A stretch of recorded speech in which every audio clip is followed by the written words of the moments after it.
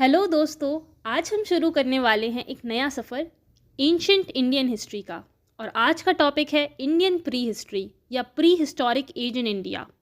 ये पहला लेक्चर है, सारे कॉम्पिटिटिव एग्जाम्स को कवर करता है। तो चलिए शुरू करते हैं। सबसे पहले एक बेसिक सवाल, हिस्ट्री होती क्या है? हिस्ट्री शब्द ग्रीक भाषा के एक वर्ड हिस्टोरिया से आया है, जिसका मतलब है इन्वेस्टिगेशन, पास्ट नॉलेज या फिर इंक्वायरी लेना। मतलब घूम फिर के हिस्ट्री हमारे पास्ट का रिकॉर्ड है जो बताती है कि इंसान कैसे रहता था, कैसे डेवलप हुआ और कैसे ये सोसाइटी बनाई। दोस्तों, हिस्ट्री को 3 बड़े हिस्सों में बांटा गया है, प्री हिस्ट्री, प्रोटो हिस्ट्री और हिस्ट्री। प्री हिस्ट्री मतलब वो पीरियड जिसमें राइटिंग सिस्टम इन्वेंट नहीं हुआ था, यानी कि इस दौर के लोग अपनी कहानी, अपना जीवन लिख करके नहीं गए। हमें उनके बारे में बस उनके टूल्स, केव पेंटिंग्स, बोन्स और फॉसिल से ही मालूमात मिलती है। प्रोटो हिस्ट्री एक बीच का स्टेज है, ना पूरा प्री हिस्ट्री ना पूरी हिस्ट्री। इस पीरियड में लोगों ने राइटिंग स्टार्ट कर दी थी, लिखना स्टार्ट कर दिया था, लेकिन हमें उन स्क्रिप्ट्स को समझना मुश्किल है। हम अभी तक उन स्क्रिप्ट्स को, उन राइटिंग्स को डिकोड नहीं कर पाए हैं। दोस्तों, हिस्ट्री वही दौर है जहाँ से हमें प्रॉपर रिटन रिकॉर्ड्स मिलने लगते हैं, जैसे कि इंस्क्रिप्शंस, मैन्युस्क्रिप्ट्स, बुक्स, जिनको पढ़कर हम पास्ट को समझ सकते हैं। स्टोन या मेटल पर लिखी हुई राइटिंग को इंस्क्रिप्शन कहते हैं। और दोस्तों, मैन्युस्क्रिप्ट यानी पुराने ज़माने के हैंड रिटन बुक्स या नोट्स जिन्हें हम ईजिली समझ सकते हैं, तो इन्हीं को मैन्युस्क्रिप्ट्स बोलते हैं। तो आज का फोकस है इंडियन प्री हिस्ट्री पर, जिसे आप प्री हिस्टोरिक एज भी बोलते हो, यानी इंडिया का सबसे पुराना चैप्टर, जब इंसान हंटर गैदरर था, गुफाओं में रहता था और धीरे धीरे फार्मिंग और सेटल्ड लाइफ की तरफ बढ़ रहा था। ये पीरियड रिटन डॉक्यूमेंट्स के बिना है, लेकिन आर्कियोलॉजिस्ट और हिस्टोरियंस ने टूल्स, केव आर्ट्स और अवशेषों की खोज करी, जिसके मदद से हम इस वक्त के बारे में पता लगा पाए हैं। चलिए अब डिटेल में समझते हैं प्री हिस्टोरिक पीरियड के अलग अलग स्टेजेस। टूल्स के बेसिस पर प्री हिस्टोरिक एज को 4 पार्ट्स में बांटा गया है। पुराने लोग किस टाइप के टूल्स को यूज़ करते थे, उसके बेसिस पर हम उनका टाइम डिवाइड करते हैं। सबसे पहले आता है पैलियोलिथिक पीरियड, जिसे ओल्ड स्टोन एज के नाम से भी जाना जाता है, 5 लाख BC से 10,000 BC तक का वक्त। दूसरा मीसोलिथिक पीरियड, जिसे मिडिल स्टोन एज भी कहा जाता है, 10,000 BC से 6,000 BC तक का वक्त। तीसरा न्यूलिथिक पीरियड, जिसे न्यू स्टोन एज भी कहते हैं, 6,000 से 1,000 BC तक का वक्त। और चौथा और लास्ट है चालकोलिथिक पीरियड, जिसे स्टोन कॉपर एज भी कहते हैं, 3,000 BC से 500 BC तक का टाइम पीरियड। दोस्तों, इन तीनों को स्टोन एज कहा गया क्योंकि इन स्टेजेस में इंसानों ने सिर्फ स्टोन के टूल्स ही बनाए। इन चारों में सबसे लंबा टाइम पीरियड है पैलियोलिथिक एज का, इसीलिए पैलियोलिथिक एज को भी फर्दर 3 पार्ट्स में डिवाइड किया गया है, ताकि हमें इतने लंबे टाइम पीरियड को समझने में आसानी हो। First is lower Palaeolithic age, फिर middle Palaeolithic age and then है अपर पैलियोलिथिक एज। चलिए डिटेल में सारे पीरियड्स को समझते हैं। Palaeolithic age 5 lakh to 10,000 BCE। Paleolithic word 2 Greek word से बना है, पैलियोस और लिथोस। पैलियोस का मतलब है ओल्ड यानी कि पुराना, और लिथोस का मतलब है स्टोन यानी कि पत्थर। तो इसका कंप्लीट मीनिंग हुआ ओल्ड स्टोन एज। इमेजिन करो, लगभग 5 लाख साल पहले का वक्त। अर्थ काफ़ी कोल्ड और हार्श इन्वायरमेंट में थी और पूरी दुनिया में आइस शीट्स और ग्लेशियर्स थे। अर्थ का क्लाइमेट बहुत ठंडा और अनस्टेबल था। ये समय प्लाइस्टोसीन पीरियड या आइस एज के नाम से भी जाना जाता है, जब धरती के बड़े हिस्सों पर ग्लेशियर्स थे। लेकिन इंडिया के ट्रॉपिकल रीजन्स में जहाँ आइस पिघल गई थी, वहाँ ह्यूमंस सरवाइव कर पा रहे थे। यही वो टाइम था जब ह्यूमंस ने स्टोन टूल्स यूज़ करना स्टार्ट किया, और इसी पीरियड को हम पैलियोलिथिक एज यानी ओल्ड स्टोन एज भी कहते हैं। इस टाइम के लोग मोस्टली नेग्रिटो रेस के थे और उनका लाइफस्टाइल बहुत सिंपल था। वो लोग केव्स, रिवर वैलीज और ओपन स्पेसेस में रहते थे और उनके पास कोई परमानेंट हाउस नहीं था। उनका मेन काम था हंटिंग और गैदरिंग, यानी एनिमल्स का शिकार करना और फ्रूट्स, नट्स, रूट्स कलेक्ट करना, ताकि वो अपना पेट भर सकें।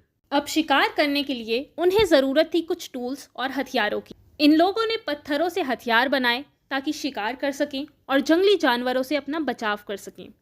इनके टूल्स रफ अनपॉलिश्ड स्टोन से बने होते थे, जैसे hand axes, choppers, blades, scrapers और ब्यूरीन्स। हैंड एक्सेस कट और चॉप करने के लिए, चॉपर्स ब्रेक करने के लिए, ब्लेड्स मीट या प्लांट्स को कट करने के लिए, स्क्रैपर्स एनिमल स्किन क्लीन करने के लिए और ब्यूरीन्स कार्विंग और एनग्रेविंग करने के लिए।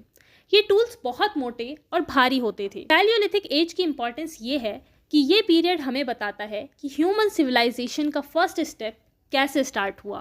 पैलियोलिथिक एज के लोगों को इंडिया में क्वार्ट्जाइट मैन भी कहा जाता था।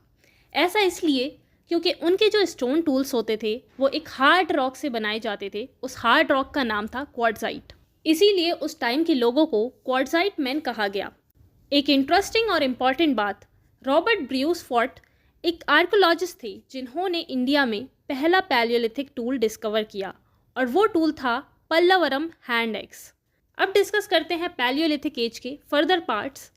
लोअर पैलियोलिथिक एज, जिसे अर्ली पैलियोलिथिक एज भी कहा जाता है, ये टाइम पीरियड है 5 लाख से 1 लाख BC तक का। लोअर पैलियोलिथिक एज इंडिया में आइस एज के मेजर हिस्सों को कवर करता था। उस टाइम के लोग मेनली हंटर्स और फूड गैदरर्स थे। उनके टूल बहुत सिंपल थे, जैसे हैंड एक्स, चॉपर्स और क्लीवर्स। ये टूल्स रफ और हैवी होते थे और ज़्यादातर क्वार्ट्जाइट और लाइमस्टोन से बनाए जाते थे। अब देखते हैं इंडिया की कुछ important lower Palaeolithic site. India में लोअर पैलियोलिथिक के कुछ अर्लीस्ट साइट्स हैं, जैसे बोरी इन महाराष्ट्र, जो सबसे पुराना साइट माना जाता है। दोस्तों, इस पीरियड में लोग केव्स और रॉक शेल्टर्स में रहते थे। सबसे फेमस केव साइट है भीमबेटका केव इन मध्य प्रदेश, जहाँ पे उनके रहने के साइंस मिले हैं। बाकी साइट्स में शामिल हैं सोन वैली, जो कि अभी पाकिस्तान में है, थार डेजर्ट की साइट्स, कश्मीर, मेवाड़ प्लेन्स, सौराष्ट्र और Gujarat, central India, Deccan plateau, Chota Nagpur plateau, north of the Kaveri river और बेलन वैली इन यूपी। ये सारी इंपॉर्टेंट साइट्स हैं जहाँ लोअर पैलियोलिथिक पीपल रहते थे। हुंसगी में दोस्तों फैक्ट्री साइट मिली है। दोस्तों, जहाँ पर स्टोन टूल्स बनाए जाते थे उस जगह को फैक्ट्री साइट्स कहा गया है, और ये फैक्ट्री साइट्स साउथ में इसलिए थी क्योंकि साउथ में स्टोन ज़्यादा थे। अब समझते हैं मिडिल पैलियोलिथिक एज। टाइम है 1 lakh to 40,000 BC। Middle Palaeolithic age में टूल्स बनाने का स्टाइल और टेक्निक पहले से काफ़ी ज़्यादा एडवांस हो गया था। अब लोग सिर्फ बड़े और भारी टूल्स नहीं बनाते थे, बल्कि छोटे, पतले और हल्के टूल्स बनाना सीख गए थे। इस दौरान लोगों ने फ्लेक्स, ब्लेड्स, पॉइंटर्स, स्क्रैपर्स और बोरर्स जैसे टूल्स बनाए। ये टूल्स ज़्यादा शार्प और एक्यूरेट थे, शिकार करने और एनिमल स्किन काटने में काम आते थे। इंडिया में इस पीरियड के कुछ इंपॉर्टेंट साइट्स हैं, जैसे कि उत्तर प्रदेश की बेलन वैली, राजस्थान की लूनी वैली, सोन और नर्मदा रिवर्स के किनारे, मध्य प्रदेश का Bhimbetka cave, Tungabhadra river valleys, Potwar plateau जो इंदस और झेलम के बीच में है, और सांघाओ केव जो कि पेशावर पाकिस्तान में पड़ता है। ये सब साइट्स हमें बताती हैं कि इस समय के लोग इंडिया के अलग अलग रीजन्स में फैल गए थे और उन्होंने अपने एनवायरनमेंट के हिसाब से अलग तरह के टूल्स बनाए थे। अब आते हैं अपर पैलियोलिथिक एज में। टाइम है 40,000 to 10,000 BC। Upper Palaeolithic age वो समय था जब आइस एज का लास्ट फेज चल रहा था, यानी कि आइस एज की एंडिंग अपर पैलियोलिथिक एज में हुई। क्लाइमेट अब थोड़ा वार्म होने लगा था और कम ह्यूमिड हो गया था, जिससे कि इंसानों का जीवन आसान होने लगा था। इसी समय मॉडर्न ह्यूमन होमो सेपियंस का उद्गम भी हुआ, यानी कि आज का मॉडर्न इंसान जिसको हम होमो सेपियन कहते हैं वो इसी एज में आया। इस दौरान टूल्स और टेक्नोलॉजी में भी काफ़ी इनोवेशन हुई। अब लोग सिर्फ स्टोन टूल्स ही नहीं बल्कि बोन से भी टूल्स बनाने लगे। इनमें नीडल्स, हारपून्स यानी कि मछली पकड़ने के टूल्स, पैरेलल साइडेड ब्लेड्स और ब्यूरीन टूल्स शामिल थे। तब दिखाता है कि ह्यूमंस अब काफ़ी एडवांस और स्किल्ड हो चुके थे। इस एज में लोगों ने केव पेंटिंग्स भी बनाई। अपर पैलियोलिथिक एज की केव पेंटिंग सबसे पहली बार VS वकांकर ने डिस्कवर करी थी 1957 में मध्य प्रदेश के भीमबेटका केव्स में। इंडिया में अपर पैलियोलिथिक की मेजर साइट्स हैं भीमबेटका, जो कि भोपाल के साउथ में है। यहाँ से हैंड एक्सेस, क्लीवर्स, ब्लेड्स, स्क्रैपर्स और ब्यूरीन्स मिले हैं, और साथ ही यहाँ पर केव पेंटिंग्स भी मिली हैं जो उस टाइम के लोगों ने बनाई थी। वो पेंटिंग्स एनिमल, हंटिंग सीन और डेली लाइफ को दिखाती है। इससे पता चलता है कि लोग बहुत ज़्यादा क्रिएटिव भी होने लगे थे। बेलन वैली सोन रिवर रीजन, छोटा नागपुर प्लेट्यू, महाराष्ट्र, उड़ीसा और ईस्टर्न घाट, ये सभी इंपॉर्टेंट साइट्स है अपर पैलियोलिथिक एज की। अब एक स्पेशल बात यह है कि बोन टूल्स सिर्फ आंध्र प्रदेश के केव साइट कुरनूल और मुचलता चिंतामणि गवी में ही मिले हैं। चलिए अब एक बार शॉर्ट में पैलियोलिथिक एज के सारे कैरेक्टरिस्टिक्स को रिवाइज करते हैं। Longest phase of human history, palaeolithic age सबसे लंबा युग था जो लाखों सालों तक चला। हंटिंग एंड गैदरिंग लाइफ, लोग शिकार करते, जंगल से फ्रूट्स और रूट्स कलेक्ट करके जीते थे। नो फार्मिंग और मेटल्स, अभी खेती और मेटल्स की नॉलेज नहीं थी, सिर्फ स्टोन और थोड़ा बाद में बोन टूल्स का यूज़ होता था। Gradual tool development, Palaeolithic age में धीरे धीरे टूल्स में इम्प्रूवमेंट आती गई। लोअर फेज में रफ और हैवी टूल्स थे, मिडिल में फ्लेक्स और ब्लेड्स, अपर फेज में fine stone and bone tools बनाए गए। शेल्टर एंड केव्स, लोग केव्स, रॉक शेल्टर्स और ओपन ग्राउंड्स में रहते थे। मध्य प्रदेश की भिम्बेटका केव जैसे फेमस साइट इसके प्रूफ हैं। कल्चरल डेवलपमेंट, अपर पैलियोलिथिक एज तक ह्यूमंस में आर्ट, क्रिएटिविटी और थिंकिंग डेवलप होने लगी। होमोसेपियंस भी उभर कर इसी टाइम पर आए। अब आते हैं मीसोलिथिक एज पर, जो लगभग 10,000 BC से 6,000 BC तक था। ये वो पीरियड था जो पैलियोलिथिक और न्यूलिथिक के बीच का ब्रिज है, यानी ट्रांजिशन पीरियड। मीसोलिथिक दो ग्रीक शब्दों से मिलकर बना है, मीसो जिसका मतलब होता है मिडिल और लिथिक जिसका मतलब होता है स्टोन, तो इसका कंबाइंड मतलब हुआ मिडिल स्टोन एज। ये वो समय था जब इंसान ने पुराने स्टोन टूल से निकलकर नए तरीके के स्टोन टूल्स बनाए और नए तरीके से जिंदगी जीनी शुरू करी। मीसोलिथिक और न्यूलिथिक दोनों एजेस होलोसीन एरा में आते हैं। आइस एज के खत्म होने के बाद दोस्तों होलोसीन एरा स्टार्ट हो गया था, जब क्लाइमेट थोड़ा गर्म होने लगा था, जब धरती में तापमान बढ़ने लगा था, बर्फ पिघलने लगी, तब ह्यूमंस के लिए लिविंग कंडीशंस बहुत आसान हो गई। जैसे ही क्लाइमेट बदला, पेड़ पौधे और जानवरों में भी बदलाव आने लगा। इंसान ने नए एनवायरनमेंट के हिसाब से अपनी ज़िंदगी ढालनी सीखी, नए टूल्स बनाए, शिकार और फूड गैदरिंग के तरीके बदले। लोगों के टूल्स और टेक्नोलॉजी में काफ़ी इम्प्रूवमेंट आई। उन्होंने छोटे, शार्प और एफिशिएंट स्टोन टूल्स बनाए जो हंटिंग, फिशिंग और कटिंग में काम आते थे, और इन टूल्स को माइक्रोलिथ्स कहा गया। हंटिंग के अलावा ह्यूमंस ने फिशिंग और छोटे जानवरों को पालना भी स्टार्ट कर दिया था, यानी कि मीसोलिथिक एज में डोमेस्टिकेशन स्टार्ट हो गया था। सबसे पहला जानवर जिसे पालतू बनाया गया वो था डॉग। उसके बाद शीप और गोट जैसे कॉमन डोमेस्टिक एनिमल्स बने। ये लोग अब टेम्पररी हट्स और शेल्टर्स बनाने लगे, मतलब अब उनका लाइफस्टाइल थोड़ा सेटल्ड होने लगा था, और साथ ही केव्स और ओपन ग्राउंड्स पर भी ये रहते थे। लोग स्मॉल ग्रुप्स में रहने लगे थे और अपने टास्क शेयर करते थे, जैसे हंटिंग और टूल मेकिंग। एग्रीकल्चर अभी डेवलप नहीं हुई थी। इस पीरियड के लोग पुनर्जन्म में विश्वास रखते थे, इसीलिए वो डेड पर्सन को खाने के सामान के साथ और दूसरी चीज़ों के साथ दफनाते थे।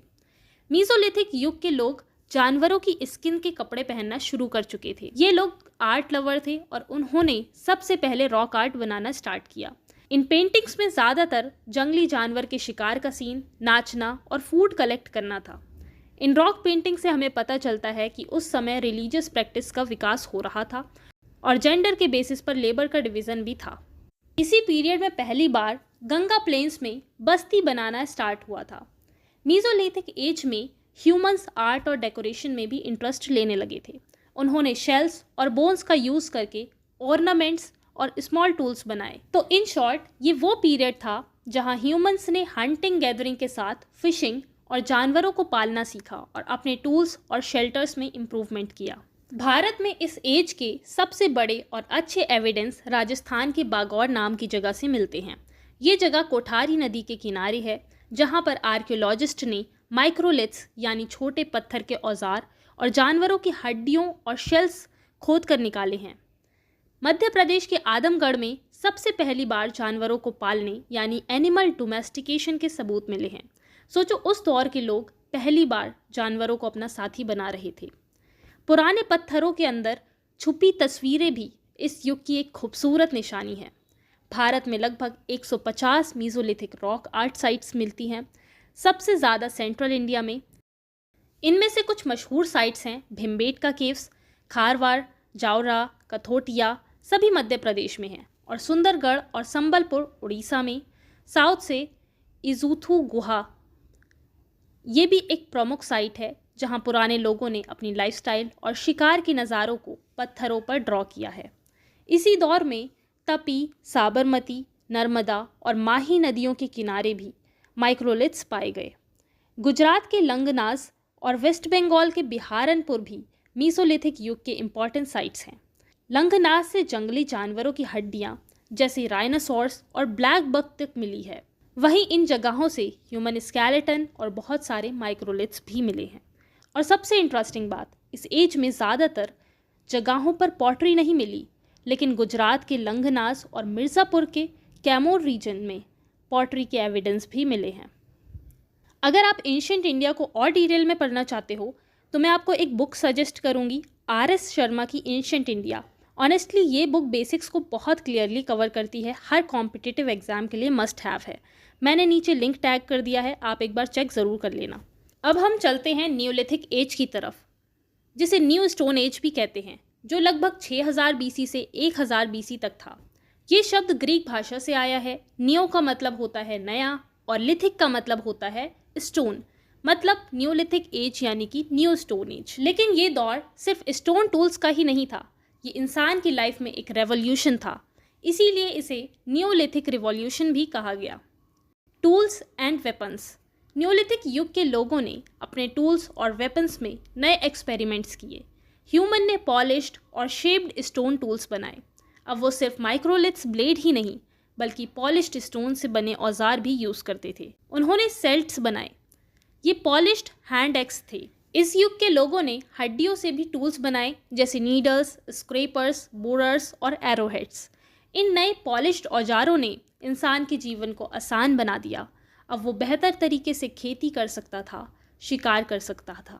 एग्रीकल्चर, इसी पीरियड में इंसान ने अपनी ज़िंदगी का सबसे बड़ा कदम उठाया। इंसान ने धरती को अपना साथी बना लिया। न्यूलिथिक लोगों ने खेती करनी शुरू की। अब वो सिर्फ जंगल में खाना नहीं ढूंढते थे बल्कि वो ज़मीन पर फसलें उगाने लगे थे। वो रागी और कुल्टी जैसे अनाज उगाते थे। साथ ही उन्होंने गाय, बकरी और भेड़े जैसे जानवरों को पालना शुरू किया। अब इंसान फूड गैदरर नहीं था, वो फूड प्रोड्यूसर बन चुका था। ह्यूमन अब एग्रीकल्चर पे डिपेंड हो गए थे। लोगों ने आग जलाना भी सीख लिया था, जिससे उन्हें गर्माहट मिलती थी और खाना भी बनाने लगे थे। पॉटरी, जब खेती आई तो खाना स्टोर करने की ज़रूरत भी बढ़ गई, इसीलिए इस दौर में पॉटरी का भी डेवलपमेंट हुआ। अब लोग मिट्टी से बर्तन बनाने लगे थे, जिसमें वो अनाज रखते और खाना पकाने, खाने और पीने के काम में यूज़ करते थे।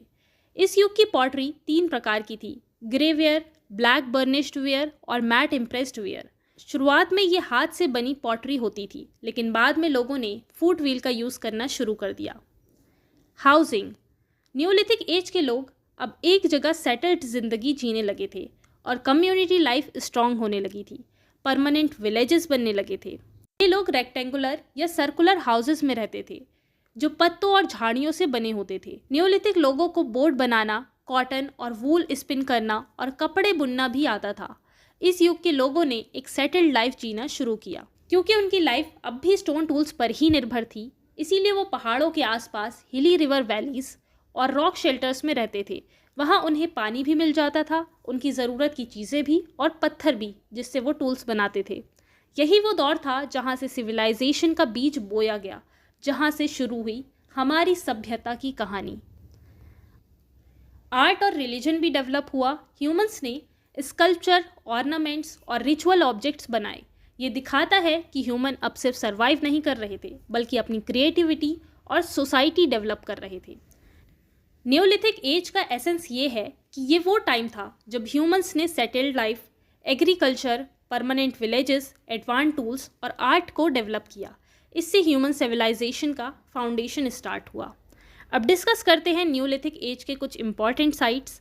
सबसे पहले आती है कोलडेवा और महागारा, जो इलाहाबाद के साउथ में है। यहाँ से हमें सर्कुलर हट्स के सबूत मिलते हैं, मतलब लोग गोल गोल घर बनाते थे। से क्रूड हैंडमेड पॉटरी भी मिली है और राइस के सबूत भी यहीं से मिले हैं। अब चलते हैं मेहरगढ़, बलूचिस्तान, पाकिस्तान की तरफ। ये सबसे अर्लीस्ट न्यूलिथिक साइट मानी जाती है। यहाँ के लोग सन ड्राइड ब्रिक्स से घर बनाते थे और कॉटन और वीट जैसे क्रॉप्स उगाते थे। फिर आते हैं बुर्जा होम, जो कश्मीर में है। यहाँ के लोग पिट्स में रहते थे, यानी ज़मीन के अंदर गड्ढे करके घर बनाते थे। और सबसे इमोशनल बात यह है कि वो अपने डॉग्स को भी अपने साथ दफनाते थे। इसी रीजन में एक और साइट है गुफकराल। ये साइट फेमस है अपने पिट ड्वेलिंग्स के लिए। यहाँ के लोग अपने एंसेस्टर्स, अपने पूर्वजों को घर के अंदर ही दफनाते थे। दोस्तों, अगर इन साइट्स की प्रोनाउंसिएशन में मिस्टेक हो रही हो तो प्लीज़ माफ़ कर देना। अब आते हैं चिरांद, बिहार की तरफ। यहाँ के न्यूलिथिक लोग बोन टूल्स का यूज़ करते थे। फिर कुछ इंपॉर्टेंट साउथ इंडियन साइट्स हैं, जैसे पिकलिहाल, ब्रह्मगिरी, मास्की, टकाला कोटा और हालूर। ये सारी साइट्स कर्नाटका में हैं। इन लोगों का मेन ऑक्यूपेशन था कैटल हर्डिंग, यानी कि वो शीप, गोट्स और काउस को पालते थे। और यहाँ ऐश माउंट्स यानी कि राख के ढेर का एविडेंस भी मिला है। और फाइनली आती है बेलन वैली।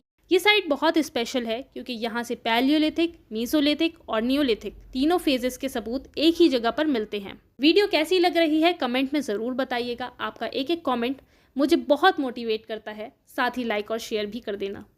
फाइनली अब चलते हैं चालकोलिथिक एज पर। चालकोलिथिक एज एक ऐसा समय था जब लोगों ने पत्थर के साथ धातु यानी कि मेटल का यूज़ भी शुरू कर दिया था। चालकोलिथिक वर्ड दो ग्रीक वर्ड्स से मिलकर बना है, खालकोस जिसका मतलब है कॉपर और लिथोस जिसका मतलब है स्टोन। तो चालकोलिथिक का मतलब कॉपर प्लस स्टोन, यानी जब लोग स्टोन के साथ कॉपर भी यूज़ करने लगे थे तो इसी को चालकोलिथिक एज कहा गया। इसीलिए इसे कॉपर एज भी बोलते हैं, क्योंकि पहली बार कॉपर का यूज़ यहीं से शुरू हुआ और सबसे पहली मेटल जो यूज़ करी गई थी वो यही थी, कॉपर।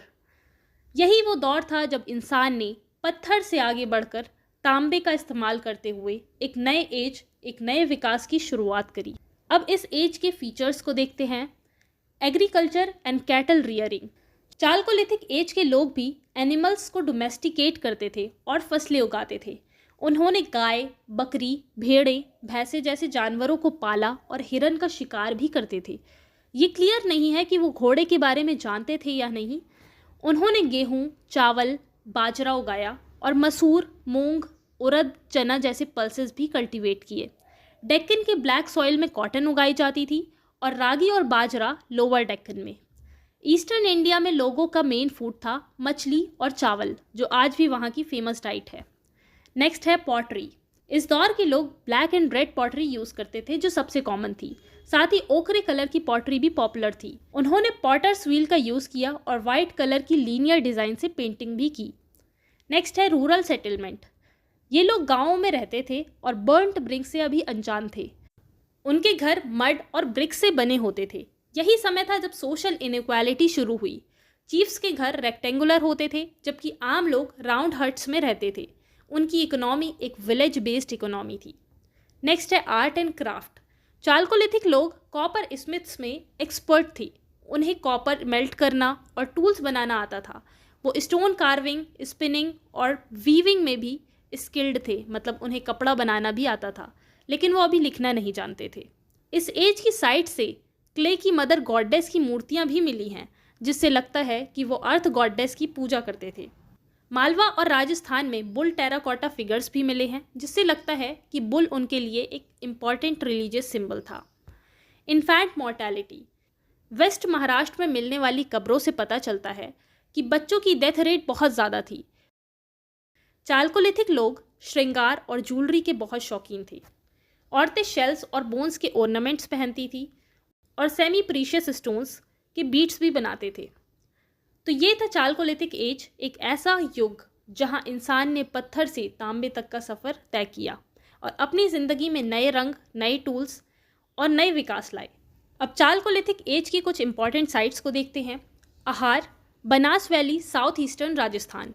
आहार के लोग कॉपर के टूल्स बनाते थे, मतलब उन्हें मेटलर्जी का ज्ञान था। मेटलर्जी यानी कि मेटल की स्टडी और उसका पूरा प्रोसेस।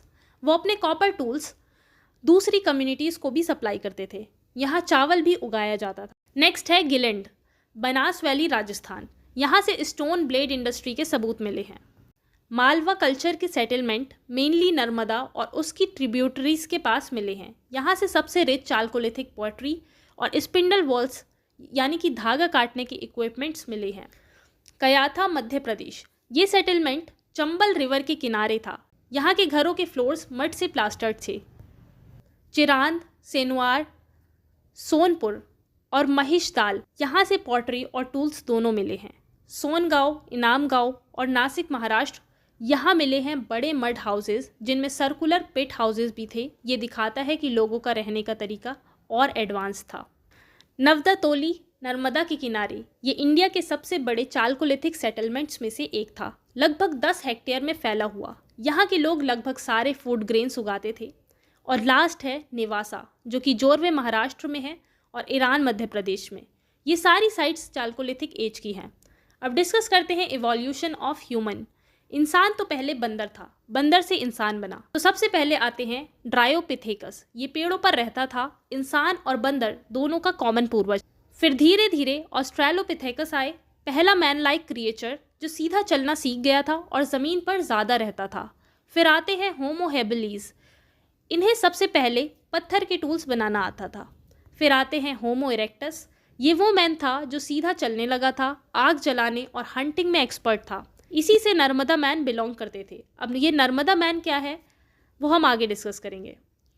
नेक्स्ट एंड लास्ट है होमो सेपियंस यानी वाइस मैन। ये वही मॉडर्न इंसान है जिसने लैंग्वेज, आर्ट, कल्चर और सिविलाइजेशन डेवलप की, जिसमें हम सभी आते हैं। अब दोस्तों एक और इम्पॉर्टेंट कॉन्सेप्ट है और वो है नर्मदा मैन। नर्मदा मैन या नर्मदा ह्यूमन को इंडिया का सबसे पुराना इंसान माना जाता है। इसका फॉसिल 1982 में मध्य प्रदेश के हथनौड़ा गांव में नर्मदा नदी के किनारे मिला था, इसीलिए इसे नर्मदा मैन कहा जाता है। साइंटिस्ट के हिसाब से नर्मदा मैन लगभग 2.5 लाख साल पहले रहता था। ये होमो इरेक्टस स्पेशीज से बिलोंग करता था, मतलब ये एक पुरानी ह्यूमन स्पेशीज थी जो मॉडर्न ह्यूमन यानी कि होमो सेपियन से पहले एग्जिस्ट करती थी। नर्मदा मैन के बारे में सबसे खास बात ये थी कि ये पहला इंसान था जिसे टूल मेकिंग यानी कि औजार बनाना आता था। इसका मतलब ये है कि ये अपनी ज़रूरत के हिसाब से पत्थर के औजार बना सकता था। अब नर्मदा मैन के फॉसिल को ढूंढने वाला कौन था? वो थे अरुण सोनाकिया, जिन्होंने लगभग 40 साल पहले नर्मदा मैन के फॉसिल को डिस्कवर किया था। ये इंडिया में मिला हुआ इकलौता ह्यूमन फॉसिल है। तो दोस्तों finally pre historic age India की ख़त्म हो चुकी है, कंप्लीट हो चुकी है। मिलते हैं नेक्स्ट लेक्चर में, तब तक कीप लर्निंग। Bye bye.